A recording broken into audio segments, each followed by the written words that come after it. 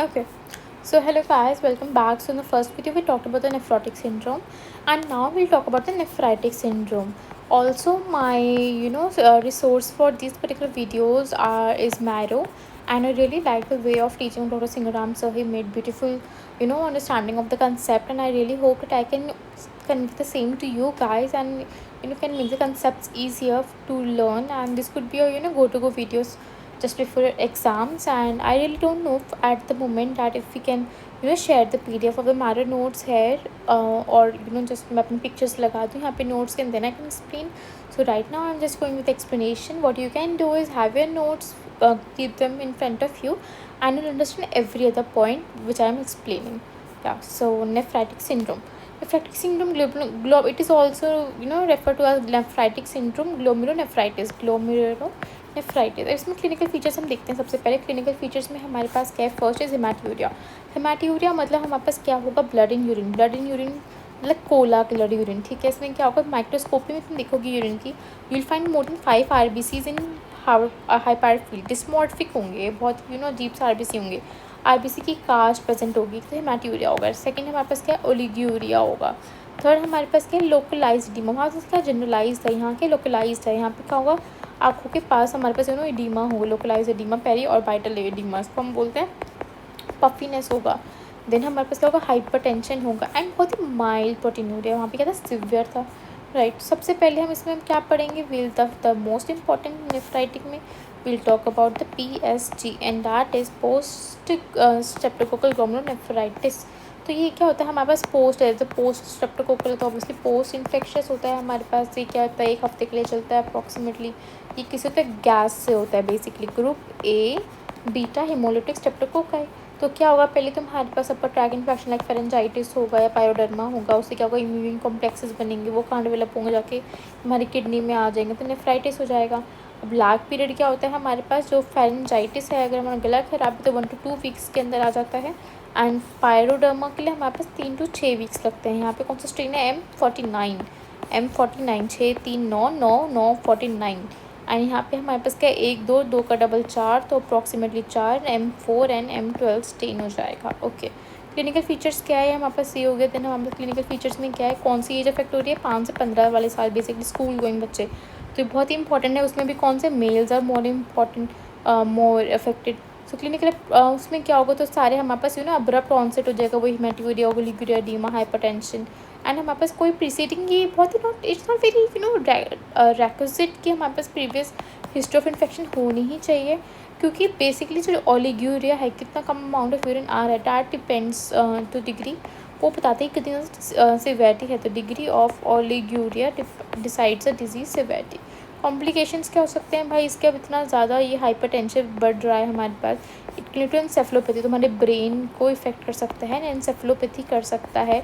And उसमें क्या होगा, सीजर्स आ जाएंगे बच्चे को. And then secondly left ventricle failure. Very वो investigation. So first we have the antibody titre. तो इसमें क्या हम किसका अंदाज़ा लगाएंगे, एंटी स्ट्रेप्टोलाइसिन ओ. तो एंटी स्ट्रेप्टोलाइसिन ओ का लगाएंगे first, and second is anti DNase B.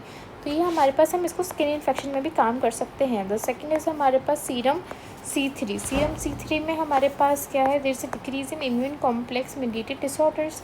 तो हमारे पास क्या होगा, ये नॉर्मलाइज हो जाती है अपने आप थोड़े टाइम में. कितने टाइम में, 8 से 12 वीक्स के अंदर अंदर. देन नेक्स्ट हमारे पास क्या है, रीनल बायोप्सी. रीनल बायोप्सी हमारे पास क्या होती है, it is generally not perform routinely. हम ये नहीं करते, छोटे बच्चे हम क्यों ही करेंगे, but we can do it when this persistent low C3 levels like more than 12 weeks. हमने कहा था कि नॉर्मलाइज हो जाएगी सीरम C3 की वैल्यू 8 से 12 वीक में, तब तक भी नहीं हो रही है. So we can just do it. Then हमारे पास क्या, बहुत ही ज़्यादा हाई इलनेस हो चुकी है, बच्चे को हाई फीवर है, रैश है, जॉइंट पेन है, एंड 10 दिन तक ये बच्चा ठीक नहीं हो रहा है. तो इसमें हम क्या करेंगे, बायोप्सी करने के बाद हम उसमें क्या निकालेंगे, इलेक्ट्रॉन माइक्रोस्कोपी हम कर रहे हैं यहाँ पे. तो इसमें हमें क्या मिलेगा, इसमें हमें मिलेगा हमें सब epithelial immune complex deposit. Basically they form something known as humps. ठीक है.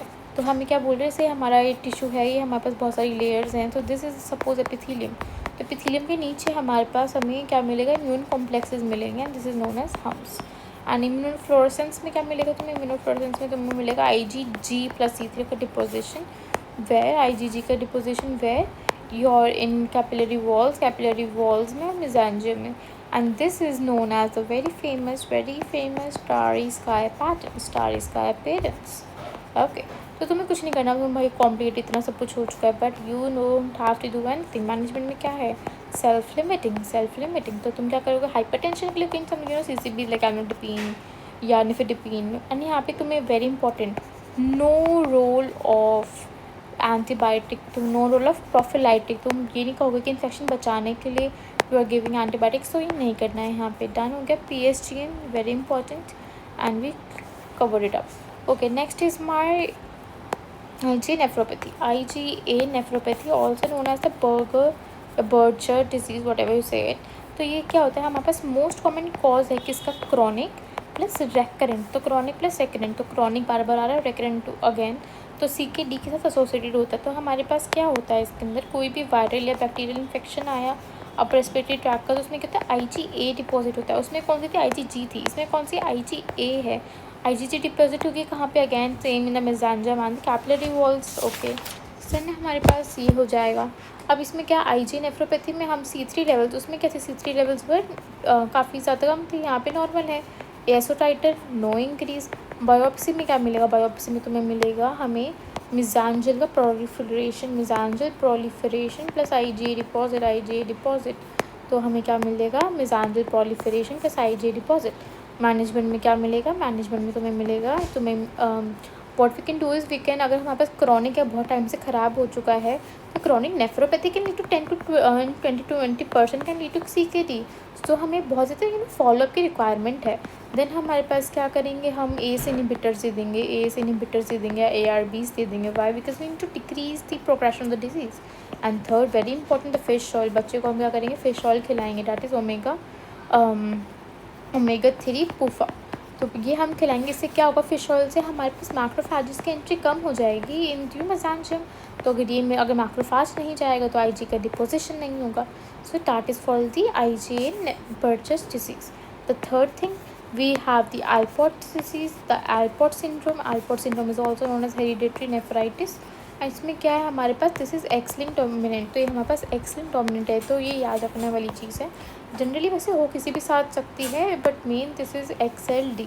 ओके, जेनेटिक डिफेक्ट कौन सा है यहाँ पे, इसमें है COL4α5, COL4α5। तो हम क्या बोल रहे हैं, हम कॉल करो भाई 4α5 के लिए, कॉल4α5 genes. Okay, what is α5, this is हमारे पास क्या, टाइप 4 कोलेजन है, उसके अंदर हमारे पास α5 चेन होती है। तो कोलाजन 4 का α5 चेन हो गया। इसमें हमारे पास क्या होता है, ट्रायड बनता है। ट्रायड में क्या है हमारे पास, एक तो वही हमारे पास नेफ्रेटिक सिंड्रोम में तो हेमाटूरिया हो जाएगा, देन सेंसोन्यूरिंग हियरिंग लॉस हो जाएगा, and is a very high frequency, बहुत ज़्यादा है। ऑक्यूलर फाइंडिंग्स वेरी इंपॉर्टेंट है। आलपॉट में तुम्हें ये चीज़ याद रखनी पड़ेगी कि इसमें आई ऑप्था भी इंक्लूड है ना, और हमारा ENT भी इंक्लूड है, sensorineural hearing loss, ocular. And what is this, इसमें तुमने पढ़ा होगा, this is anterior lenticonus, very important, this is the diagnostic, this is the buzzword you're looking for in the question. Anterior lenticonus, something also like macular flex and corneal erosions, we are not going into details now. Investigation, तो investigations में क्या होगा भाई, investigation में हम क्या करेंगे, इसके लिए जीन टेस्टिंग करा लेंगे, then we can do the renal biopsy, and biopsy में तुम्हें क्या मिलेगा, very important again, the basket weave appearance। ठीक है, ये क्या है, वहाँ पे लैमिलेशंस हैं। तो एक तो ये हो गया, देन हमें क्या मिलेगा, हमारा जो GBM है वो बहुत ही थिन है, एंड थिनिंग ऑफ द डॉग्नोवेस्कुलर मेम्ब्रेन, और कहीं कहीं हमारे पास थिकनिंग भी हो सकती है। मैनेजमेंट में क्या है, हम क्या करेंगे, फॉलोअप करेंगे, क्योंकि कुछ लोग हो सकता है and stage basically CKD 5th stage में भी जा सकता है 20 से 30 साल के अंदर, and supportive treatment again and ACE inhibitor similarly for what we did in the, मैं लिख देती हूँ ACE इनहिबिटर्स। ओके, तो अब हमारे पास, हमें फटाफट इसको रिवाइज कर लेते हैं। What is nephritic syndrome, nephritic syndrome हमारे पास ग्लोमेरुलोनेफ्राइटिस, हेमाटूरिया का कोला कलर का यूरिन हो जाएगा हमारे पास, एंड मैनेज कैसे लगेगा, मोर देन 5 RBCs मिलेंगे तुम्हें, डिस्मॉर्फिक है, RBC कास्ट है, ओलिग्यूरिया है, देन लोकलाइज्ड टीमा पेरिऑर्बिटल है, देन हाइपरटेंशन है, माइल्ड प्रोटीनूरिया है, 3 डिजीज दिखते हैं, PSGN, IgN, hereditary nephritis. PSGN में क्या है हमारे पास, पोस्ट इन्फेक्शियस है, इसमें तुम्हारे पास 7 से 10 दिन, एक हफ्ते का टाइम लगेगा। GAS होगा, देन हमारे पास फेरेंजाइटिस हो सकता है, पायरोडर्म हो सकता है। फेरेंजाइटिस होगा तो 1 से 2 हफ्ते लगेगा एंड हमारे पास M4 M12 हो जाएगा। लेकिन अगर हमारे पास पायरोडर्मा है तो 3 से 6 हफ्ते लग सकते हैं, 49। किडनी में होगा नेफ्राइटिस करने लग जाएगा, ये हमारे पास 5 से 10-15 साल के बच्चों में होता है। स्कूल गोइंग मेल में होगा, अब्रप्ट सब कुछ हो जाएगा हमारे पास। Oliguria depends on the severity of the disease. Complications क्या हो सकते हैं, हम बच्चे को सीजर्स आने लग सकते हैं because of encephalopathy in the brain, hypertensive and ventricle failure. तो ट्रीटमेंट में क्या है, तुम इन्वेस्टिगेशन में एंटीबॉडी एएसओ का टाइटर देखोगे, एंटी डीएनएस भी देख लोगे, सीरम C3 प्रोलॉन्ग कम होना चाहिए तुम्हारे पास। 8 से 12 हफ्ते में ठीक हो जाएगा। अगर 8 से 12 में ठीक नहीं होगा तो हमें बायोप्सी करवानी पड़ेगी। जनरली नहीं कराते हैं, और अब हम कराते हैं अगेन वही हमारे पास परसिस्टेंट लो आ रहा है, मोर देन 12 वीक्स में नॉर्मलाइज नहीं हुआ, नो रेजोल्यूशन। इलेक्ट्रोमाइक्रोस्कोपी में तुम्हें क्या मिला, एपिथेलियल हम्स मिल जाएंगे, इम्यूनोफ्लोरेसेंस को क्या बोलते हैं, very clear star sky pattern हो जाएगा। देन सेल्फ लिमिटिंग है, कुछ मत करो, अपने आप थोड़ा टाइम ठीक हो जाएगा। नो प्रोफिलैक्टिक एंटीडोल of antibiotic like in rheumatic fever. Then we have the IG nephropathy और द बजर डिजीज। इसमें क्या होता है, हमारे पास क्रॉनिक एंडोक्राइन का मोस्ट कॉमन कॉज है।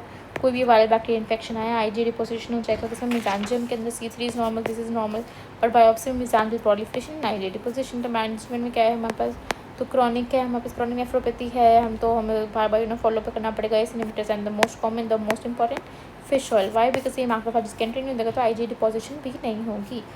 Last is Alport syndrome, the hereditary nephritis. उसमें क्या है, XLD डाउमिनेंट होता है, कोलाजन 4 अल्फा 5 चेन में दिक्कत है, स्प्रायड हेमेट्यूरिया, सेंसोरियल ऑलिकुलर एंटीरेनिकॉनस। इन्वेस्टिगेशन में जीन टेस्टिंग, बायोप्सी क्या मिलेगा, बास्केट वीज पैटर्न मिल जाएगा। थिकनिंग हो जाएगा, थिनिंग भी हो सकता है। इसमें क्या है, वो सेम एस इनहिबिटर्स देंगे। And that's all for the nephrotic and nephritic syndrome. Thank you.